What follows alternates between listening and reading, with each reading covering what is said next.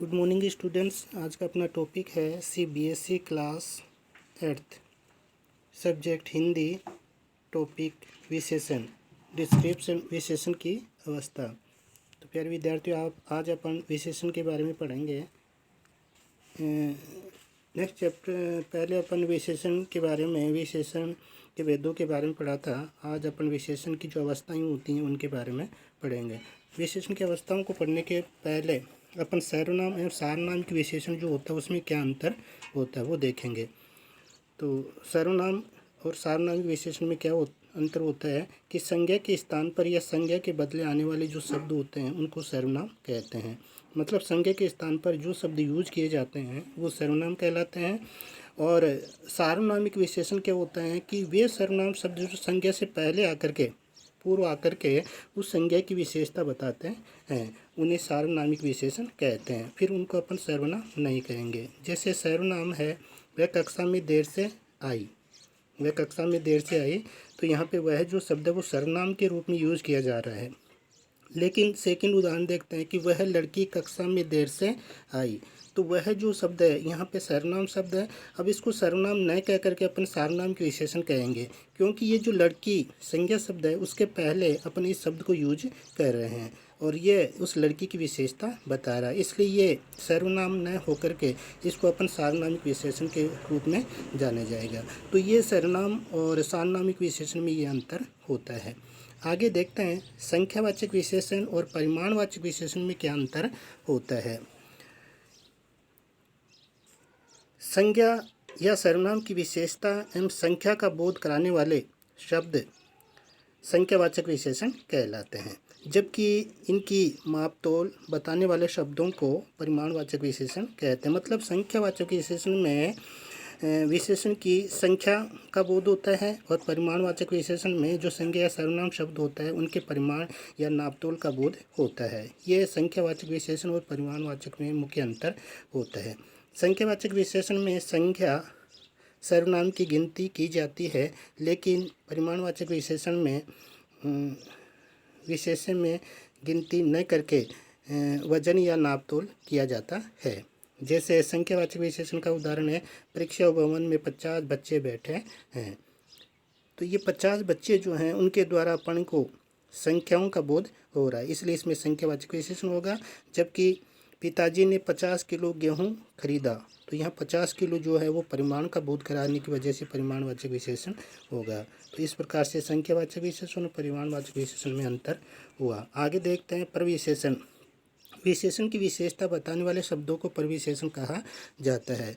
कि विशेषण जो शब्द होगा उसकी विशेषता बताने वाला जो शब्द होगा उसको प्रविशेषण कहते हैं। जैसे रचना की बहन बहुत सुंदर है, तो यहाँ जो सुंदर शब्द वो विशेषण है। अब इस सुंदर विशेषण की विशेषता बहुत शब्द बता रहा है, इसलिए प्रविशेषण होगा। आगे देखते हैं विशेषण की अवस्थाएं। विशेषण की निम्न 3 अवस्थाएं होती हैं, जिनमें पहली मूलावस्था, दूसरी है उत्तरावस्था और तीसरी है उत्तमा अवस्था। तो मूलावस्था, उत्तरावस्था और उत्तमा अवस्था ये विशेषण की 3 अवस्थाएं होती है। सबसे पहले देखते हैं प्यारे विद्यार्थियों कि विशेषण की जो मूलावस्था होती है वो क्या होती है।